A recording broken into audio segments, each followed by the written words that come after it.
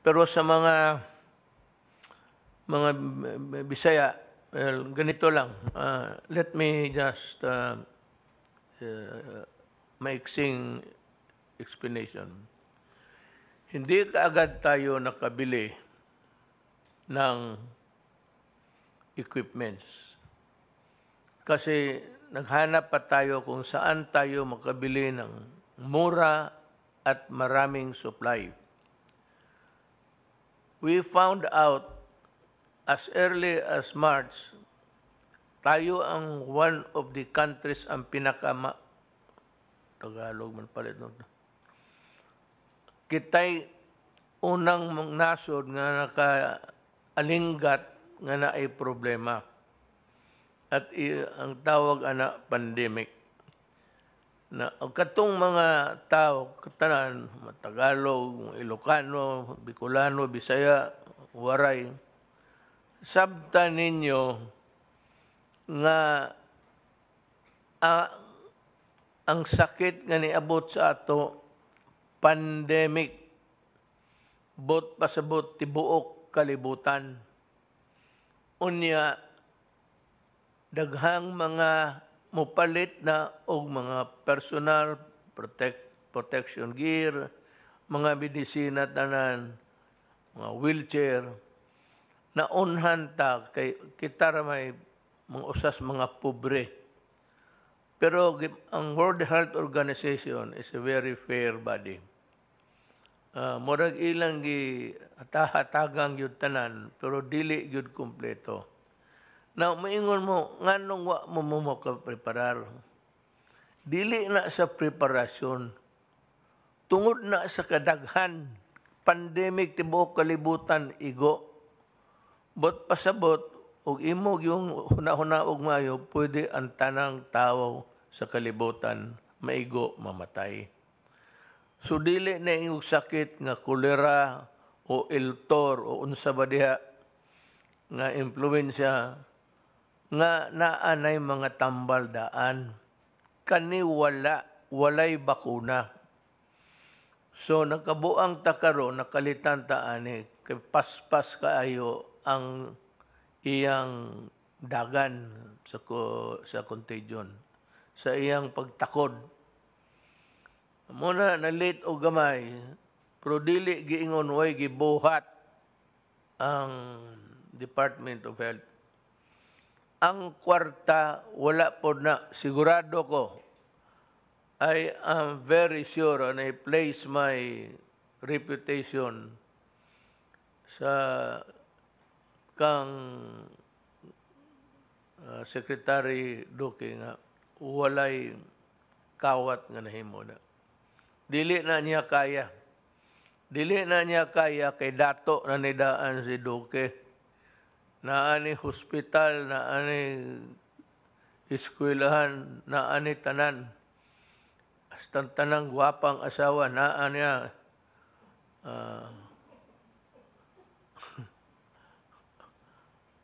muna importante, tanang gwapa.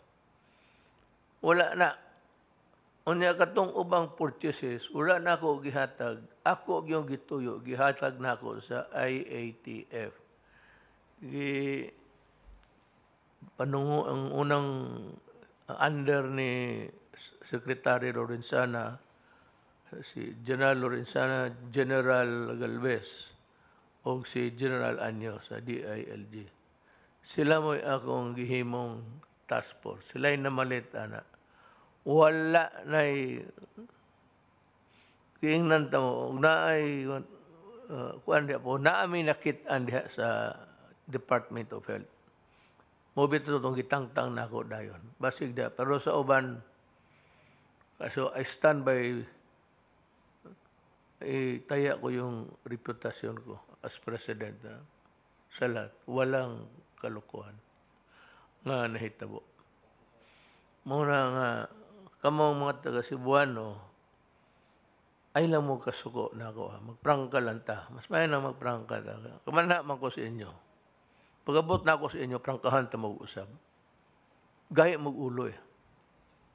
Ayaw ko kasi sabi ko kay Bong, kanina kay Bong, isulti ba na ako? Dili man gud na karon lang. This is not the first time.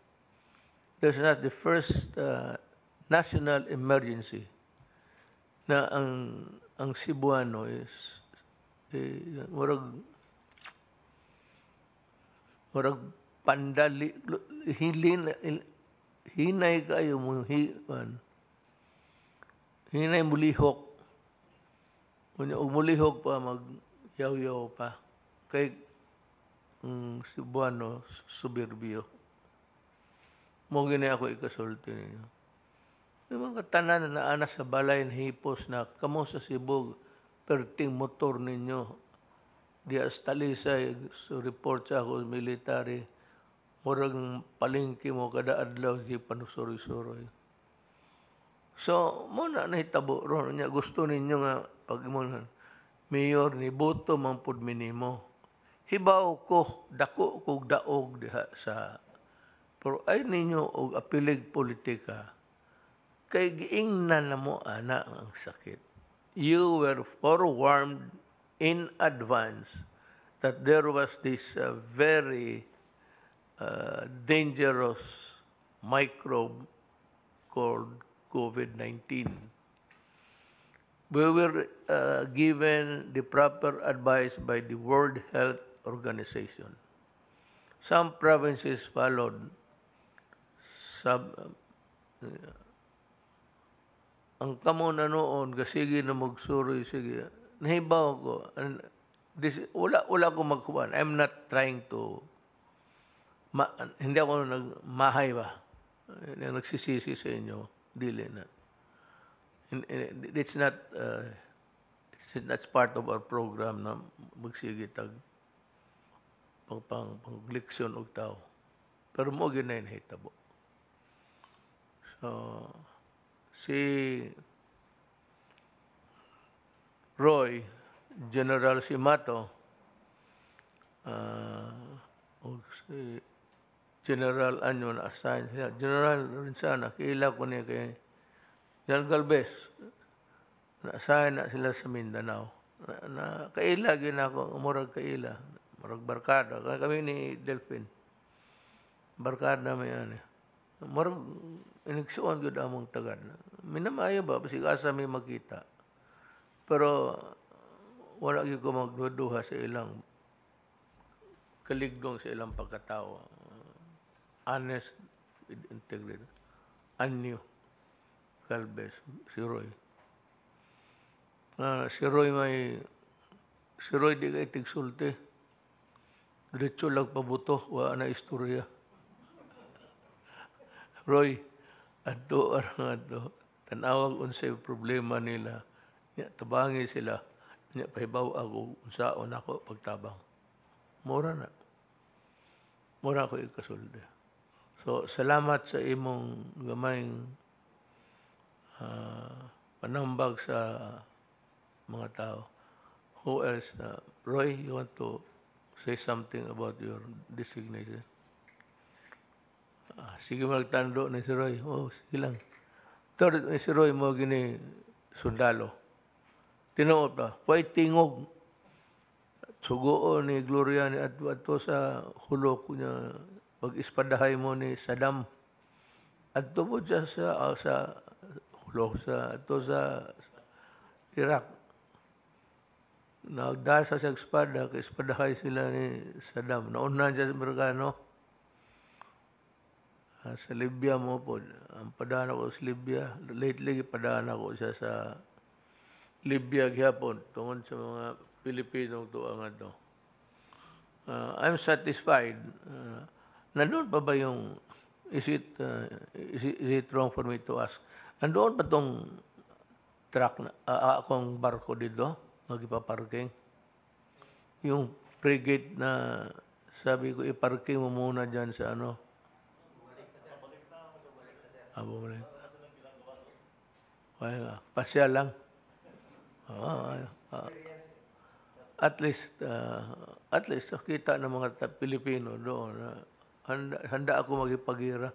Basi gamay rin yung atong nasod. I want to board that new frigate that you is it the biggest among the... I read it 1 week ago na nandito na. I want to board out just to see how good it is. Kindly arrange the time. So, John Galvez, go ahead. Sir, I agree with you sir, that the procurement process of the DOH has been very clean, sir. Actually, sir, kami po sir sa NTF, kasama po si PSDBM, si Lloyd, at saka sir si Yusek Borge, yung sa ating pong protocol. Talagang pinagigihan po namin po sir na talagang yung mabibili po natin is pinakamahusay, at saka po yung talagang magagamit po natin, sir. So, I really vouch sa sir na si Secretary Duque, sir, has nothing to do with that talaga procurement because kami sir talaga sir ang nag-procure nila sir. In fact sir sa ngayon sir, yung test kit sir na nabili sir natin sa Sansure at saka po sa ibang mga sir, napakababa po sir. Tapos nakuha po natin sir yun, yung 20,000 na PCR at saka yung automatic extraction na free po sir yun, free. Nakuha po natin sa China at nakuha na po natin yung 1 million na test kit. So yung program sir natin supposed to be more or less 3 million na test kit po sir ang sir natin, mabilisan natin. Sa ngayon po sir, because of our prudent procurement, more or less 10 million po na test kits po sir na nabili po sir natin. And we rest assured, we assure the public that the administration will be clean. Yun po ang lagi niyo po sinasabi sa akin, even nung ako yung chief of staff, na you have no tolerance to corruption, sir. That's why sir, my primary duty to be clean in dealing with procurement. So makakaasa po ang ating mamamayan na yung lahat po na binibili po natin sa na mga equipment at saka PPE ay talagang ito po yung mga standard, especially yung PPE sir na ginagawang kontrobersya po ng iba ay talaga po ito level 4 ang binili po natin. At kung titingnan po natin talaga sa history po ng ating health workers, bumaba po ang level ng mga casualty natin mula nung nakabili po tayo ng PPE noon. Noon dati sir, ang daming namamatay ng mga doktor mula po nung bumili tayo ng PPE. Ay talagang isa o dalawa na lang po yung nagiging fatal casualty po. And then sa ngayon po sir, yung ating testing capacity ini-increase na po natin. At ang ating laboratory po sir, tayo po nagsimula na 3 lang nung February. Ngayon po 63 na po ang ating laboratory. So meron na po tayong 46 na RT-PCR at meron po tayong gene expert na laboratory. At halos lahat po ng ating mga region na meron na po. Sa NCR, meron na po tayong 27 testing laboratory. Sa Luzon, meron na po tayong 20. Sa Visayas, meron po tayong 7. At sa Mindanao, meron po tayong 9. At ang yung Caraga region na lang po ang natitira na wala po. Pero yung meron po silang 3 na laboratory na minamadali po natin. At hinihingi po ako ng gene expert sa DOH para mabigyan po ang Caraga region. Pero ang Caraga region po ngayon ang isa sa pinakaligtas po natin na region sa buong bansa. At yung sa sa ibang po natin sa Cebu City, yung ating pong sitwasyon ay nai-report ko na po kay Senator Bongo na talagang ang isang malaking problema po doon ay yung disparity po ng salary ng civilian at saka ng natin ng public nurses, because na nung tinaasan niyo po ang sweldo ng mga nurses natin, more or less mga 11,000 or 15,000 po ang disparity po ng kanilang sweldo. At sa ngayon po, ang inano namin ni Secretary Dino, nung pumunta po kami ng 2 beses po doon, yun po ang sinold namin kaagad dahil kasi po marami po sa mga nurses ay nagbiti po sa kanilang mga tungkulin dahil sa takot na rin po sa COVID. At the same time, mas mataas po ang sweldo ng ating mga public health workers. At sa pag-uutos po ng ating DHS Secretary, nag-deploy po tayo ng mga more or less 131 na nurses from public nurses na ating pong job order. At meron pa po tayo more than 100 na nire-recruit ngayon for deployment. So sa ngayon po, nag-increase ang capacity po ng mga 4 na hospital na pribado dahil po dinagdagan po natin ng mga nurses. At kami po ay talagang tutulong po kay John Simato. In fact, tomorrow po sir, full force po kami sir. Pupunta po kami ni Secretary Duque, Secretary ano po sir, si SND, Secretary Lorenzana, Secretary Anyo. Kami po ay lilipad po sa Cebu at titipunin po namin ang regional RITF para po tulungan po namin si John Simato po. Actually, aktor mo dalhin ninyo. Opo sir, dadalhin po namin sir para po talagang full support po ang IITF po sa lahat po sir. So yun po ang gagawin po namin para at least ano po namin ma-orient po na mabuti at ano po talagang susuportahan po namin ang aming mahal na secretary sir. And then also po sir, sa ngayon sir may mga increasing severe critical cases pa rin that greatly affected yung capacity ng Cebu City. But I believe nag-uusap naman po sir kami ni Sec Dino at saka po ni Sec Rebella, and they're doing their best na po. Kailangan lang po talaga na ma-orchestrate po lahat yung ano po natin. And then also, we really support the designation of John Simato po sir. Siya po yung po sir, West Micom Commander ko po sir, nang ako po ay Batalyon Commander sa Basilang. Siya po ang nag-uutos sa akin sir na hulihin po yung mga abusayap. So, kilala ko po namin siya, magaling po sir talaga sir. Sabihin ko ito sa mga tao. Wala ako, with due respect to the Ombudsman, the Honorable Martires, iniimbestiga pa niya. Pero kung ako lang ang tanungin, kung ako ang imbestigahin niya, di mapunta talaga sabihin ko na I believed in the honesty and integrity of my people. Except for the minor doon sa yung nagpiprepare ng ng specification. Galing yan doon sa health. Dito, implementation lang. Magbayad lang. Kaya pinili ko yung tao na magbayad. Diba sinabi ko sa inyo na itong pera na ito, sagrado ito. Even Congress gave me the money. Sabi ko na huwag ninyong lukuhin itong pera niyo. So, yan ang masabi ko. Malinis itong mga tao ko dito. And I still believe in them. But anyway, yun ang sitwasyon. Gusto ko lang malaman ng tao na itong sa gobyerno na ito, sakripisyo ito. I'm just appealing to their sense of patriotism and their love for their country. Yun lang sabi ko, tulungan ninyo ako dito. Ikaw, may report ka ba? Yes, go ahead. General Lorenzana. Good evening, Mr. President. Magandang gabi po sa inyo, ating mga kababayan. Gusto ko lang pong mag-ulat sa inyo, Mr. President, sa ating yung isa nating ginagawang trabaho dito na medyo masalimuot. Ito po yung pagpapauwi ng mga OFWs sa kanilang mga probinsya. Sa ngayon po ay 56,000 na yung nating napauwi ng mga OFWs sa mga probinsya.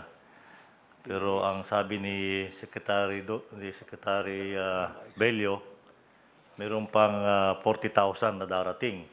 Itong darating na 2 buwan. Okay na po yung ating, naiulat ko na rin last time, na okay na yung ating mga sistema para mapabilis silang makauwi sa kanilang mga probinsya. Isa pong umuwi na rin dito ay yung mga kabayan natin na naipit sa ibang lugar na gusto lang umuwi rito. Yung stranded. Stranded po sa ibang bansa. Ibang bansa na gusto umuwi rito. Unti-unti na po sila umuwi. Karamihan nito ay galing sa United States. Meron ding isang aeroplano na nanggaling sa Indonesia na gustong bumalik dito. Ito po ay inaasikaso namin sa airport at saka sa seaport kung may dumarating ng mga OFWs. Ang pangalawa po ay yung mga kabayan nating namatay sa sa Saudi Arabia. Ang sabi po ni Secretary Bello ay mayroon tayong 280. Hindi po ito COVID-related, sabi niya. At ang usapan namin kanina ay mag-arkila siya ng cargo plane, aeroplanong pang-cargo para maiuwi sila dito at makauwi naman sa kanilang pamilya. Ang pangatlo po ay yung mga locally stranded individuals. Hindi po may paliwanag na kadahilanan, ito ay mga nagpuntahan sa airport. Pero wala naman silang sasakyan, kaya ang ginawa po natin ay Salamat. dinala natin sila sa Villamor Air Base at saka sa Port Bonifacio. At doon sila ngayon naghihintay ng kanilang masakyan papunta ng probinsya. Ang problema po rito ay wala tayong makuhang sasakyan kasi nga wala namang ahensya na sasagot ng mga pamasahe nito. Ang pinagtitiyagaan po natin ay yung ating Air Force planes at saka yung mga barko ng Philippine Navy. Meron po yatang mga 40,000 dito sa Metro Manila na mga locally stranded individuals. Karamihan po ito, Mr. President, ay mayroon silang mga ticket sa airlines. So, hinintay po natin na magbukas yung mga paliparan sa probinsya para makapagpalipad na itong ating mga airlines para maiuwi itong mga locally stranded individuals. Ang kung ko lang po, pakiusap natin sa mga locally stranded individuals ay huwag po kayo magpunta sa airport kung wala kayong sigurado masakyan. Dahil magkakahirap-hirap po ang ating buhay doon.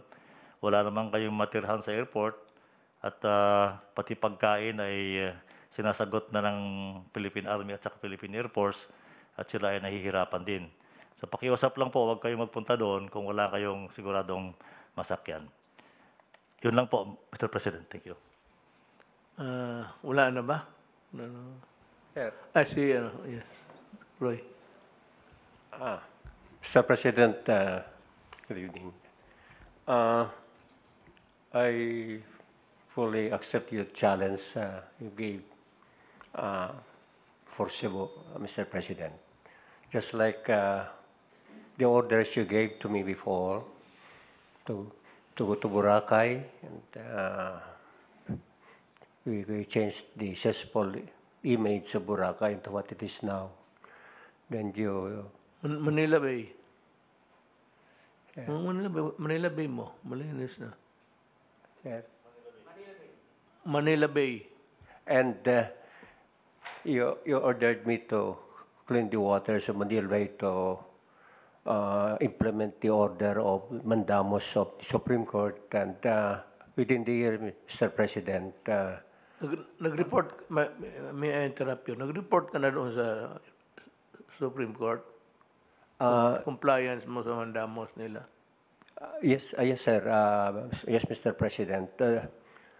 Yung dalawang ano ko kasi sa Supreme Court, the first is the mandamus, Mr. President. This is a continuing mandamus, and we expect to make the initial compliance to the Supreme Court this year, because we expect that the Manila Bay will be compliant in a portion of the Baywalk area towards the Pasig River and the Parañaque River. This is what we can probably finish this year, Mr. President, and probably next year towards Bulacan. And your order for me to go to Iraq and to go to Libya, I complied, Mr. President. Now, this one, going to Cebu, when the Senator Bong talked to me, and I said, this is really an honor for me, because probably this is fate or destiny, Mr. President, to be doing things to save the lives of some people in Cebu at this time of pandemic. This only happened in 100 years. And I was looking at the statistics of last pandemic in 1918, wherein it was a worldwide similar to this what we are experiencing now. And there were about 50 million who died. And I was researching how many Filipinos died in 1918 to 1920 in that pandemic. Remember, at that time, Mr. President, we were under Commonwealth, and the Americans were here, and we suspect that doon nanggaling yung virus then. So we suffered also casualties at in that year. Through the researchers coming from some Filipinos, there were about 50,000 to 75,000 Filipinos died at that time.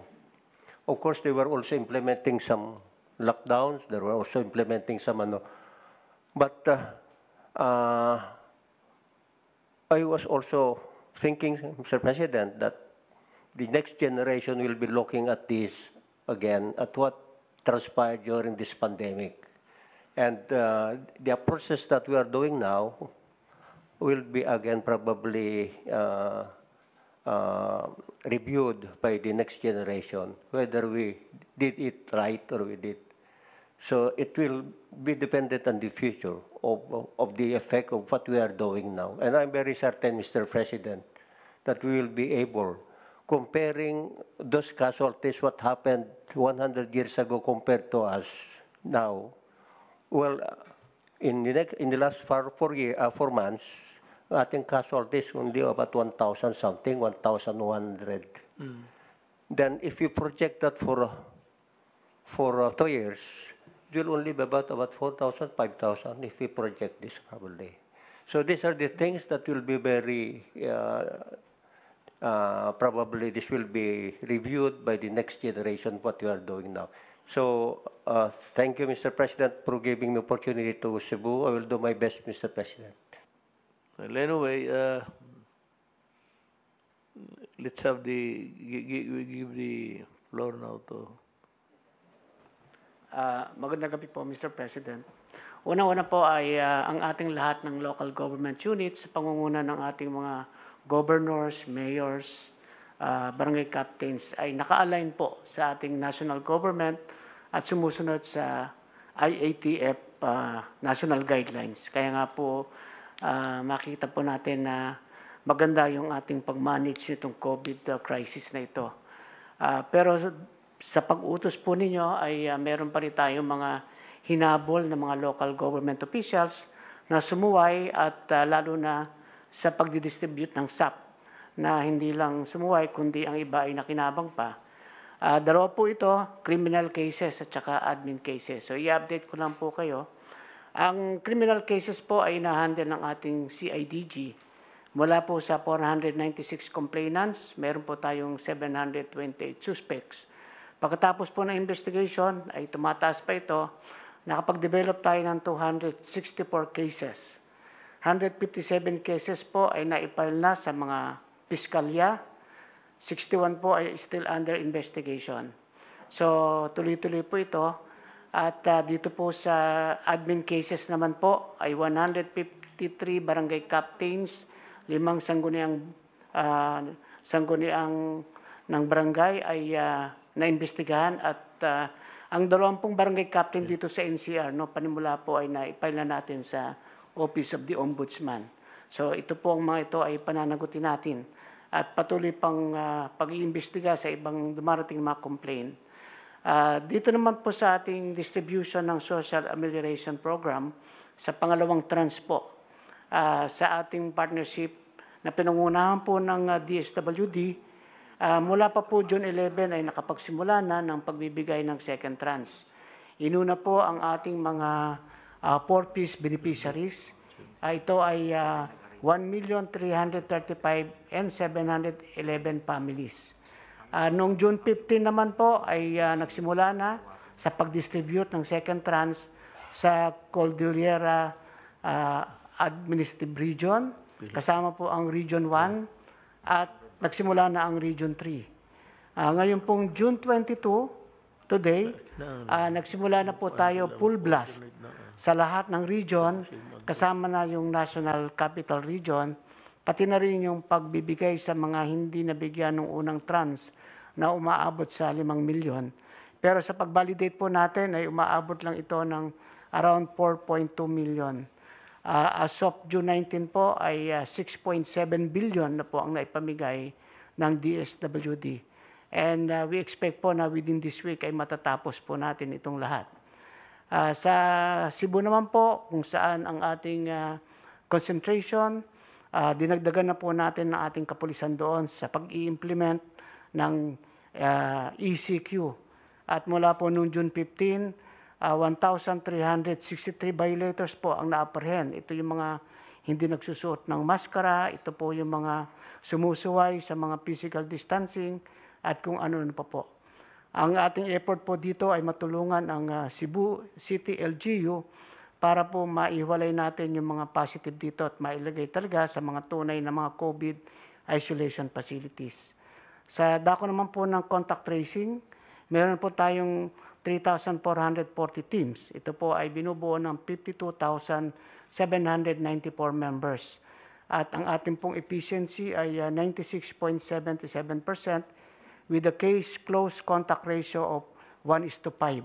So maganda po itong numero na ito. At nakahanda na rin po kami na mag-hire ng additional 50,000 contact tracers para po sigurado na mapag-ibayo pa natin yung contact tracing.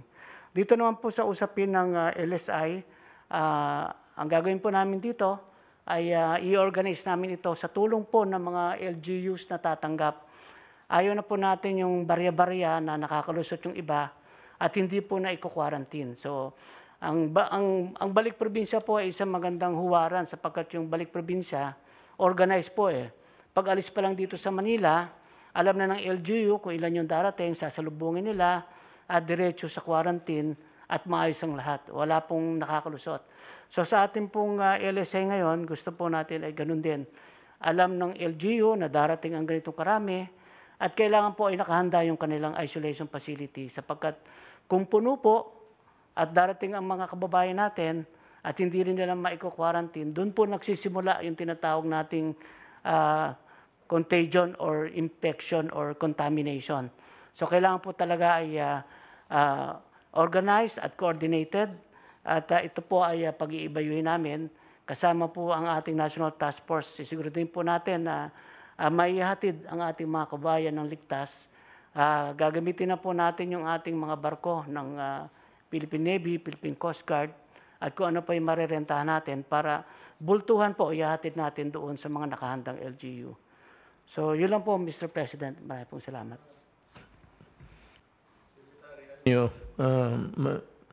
Talking of kaibigan natin si Chavit Singson, maganda ang loob yung tao, is offering 400 buses at the disposal of the task force yan. Ang July 4 for Mindanao, ang July 5 para sa Visayas. 400 buses yan. Kayo na ho ang distribute so that maybe the target areas where they should be delivered could be as near as where the trucks would head for and park there for them to disembark. Ang pakiusap lang, just like your statement now, na tanggapin lang yung mga LGUs, tanggapin nila yung mga tao. Pakiusap. Pero actually, huwag mo na sabihin, maaway lang. They cannot refuse to Filipino. Patay ka dyan. Cannot do that, deny the Filipino to go home. Mahirap yan. tapos asympatic. Hindi mo alam kung may, so, you do not even know if he's contaminated or not. If he's not, then you still refuse him. Tapos magkaroon ng exam, wala. Maluloko. There you'll run into a gamot of so many problems. Pag-usapan lang sila na tanggapin na lang nila, total, wala na rin tayong magawa, Pilipino eh. Even if they are actually contaminated, if they want to be, to go home, maybe to get well or to die there, hindi mo ma-deny sa Pilipino yan. So, ano pa ba bong? Wala na.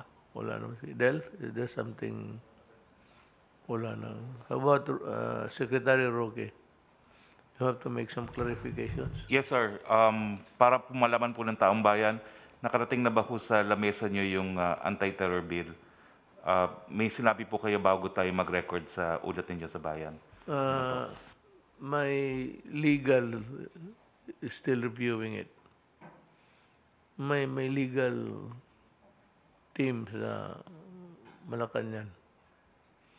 Hindi ko pa natanggap. I had it reviewed.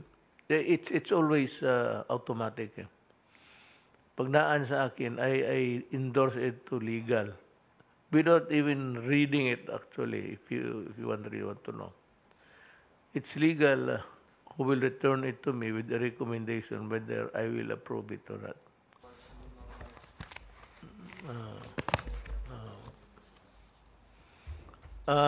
Ulitin ko yung hindi naman warning, kundi pakiusap sa inyo na sanayin natin yung buhay ngayon. Bago na talaga ang pamumuhay, ang diskarte, maglakad, paggalaw, social distancing, hugas kamay, mask, tapos kung maaari, limit mo yung labas mo. Kasi ang COVID nandyan, ready to cling to your body. Pasok yan sa bunganga, ilong, mata. Pero yung iba, hugas nga, maski anong sabon. Ulitin ko yung anong pinaka-effective talaga. Yung pagkatapos mahugas nga, sabi ko. Di ba sabi ko nung previous program? Paghugas mo, malaman mo effective kasi ang mga kamay mo mamumuti. Sabihin, pare, ang lakas ng bisa ng nakuha mo talaga. Para ka ng puting tela. So, hindi ka nang nagkamali, nagamit ng bahala kung anong gusto ninyo. Hugas kamay. Kababayan ko, alam mo, mahal ko kayong lahat. Dino-joke ko lang, dinadaan ko lang sa joke kasi wala tayong magawa eh. Ilang beses na dito yung warning, nakakainis na. But really, the danger is there. It's up to you to decide. Pag tinamaan ka, sorry. Wala tayo. Kayong mga taga Cebu, gano'n rin. Bakit marami? Because you were too confident and too complacent about it. Parang binaliwala ninyo. Ayan, dumating. So, yung task force pati yung bagong action cabinet officer si Jesse Mato ang sasama, magtingin sila sa sitwasyon at maiwan si Jesse Mato kung anong magawa niya. As I said, you can fly in the morning, be back in the afternoon. You can use any government asset, aeroplano. At saka magandang idea yung barko. Dandahan lang, komportable sila. Hindi kagaya ng truck na, lala mo sa tiyan mo, kailangan mo na mag-relieve, pigilan mo pa yung ihi mo. Itong barko, tsaka mabilis na yan ngayon. Maganda yan. That's a very good idea. I appreciate it. Okay, yun ho ang achievement. Yun ho ang gawa namin. Ang ginawa namin during the past few days. Thank you for listening to us.